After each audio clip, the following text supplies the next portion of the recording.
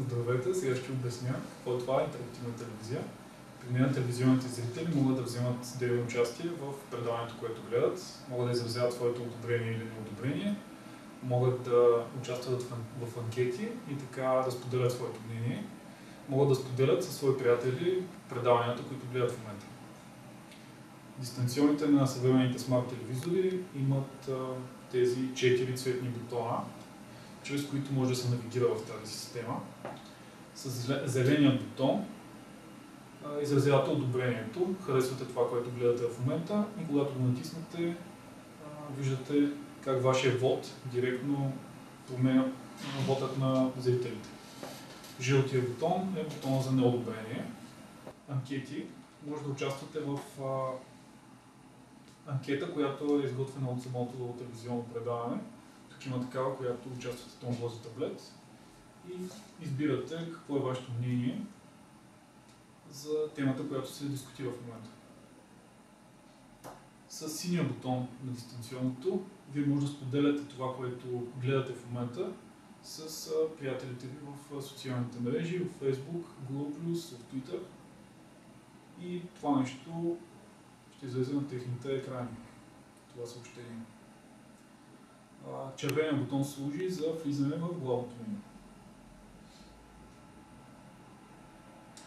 Тук виждате няколко от опциите, които са достъпни през него. Първата от тях е интернет телевизии.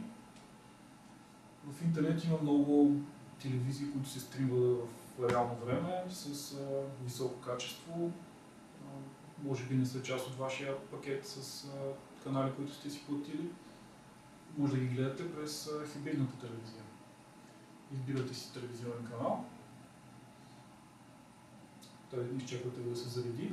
С жълтия бутон можете да го направите на цял екран. Връщате се с бутона Back.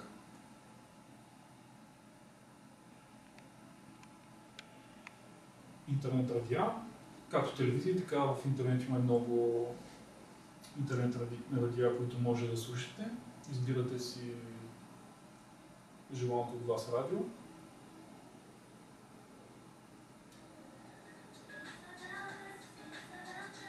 И слушате.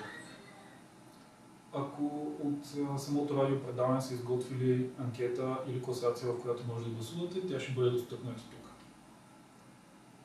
С бутона Back се връщате на главното меню.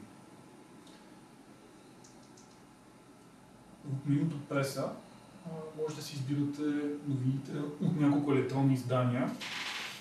Да речем, докато гледате сутрешния блог, можете да направите преглед на печата. Избирам се едно електронно издание, харесвам си новина и връщаме с бутона Back.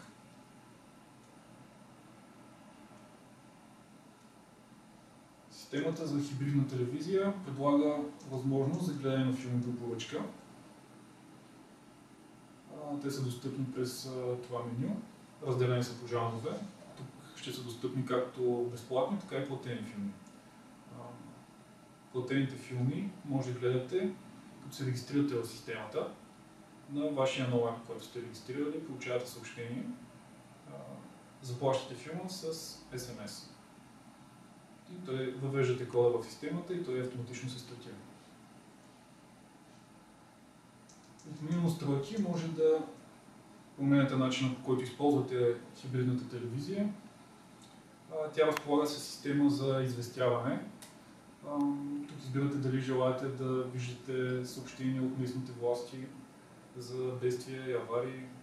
Може да виждате съобщения от кабелния оператор за неплатена сметка, за някаква новост, за нови филми.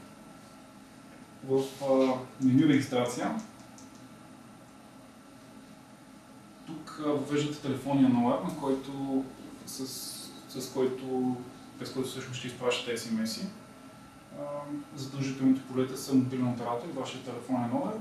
Останалите не са задължителни. След като го въведете, отивате на бутон Изплати, натискате бутон ОК и данните ви са записани.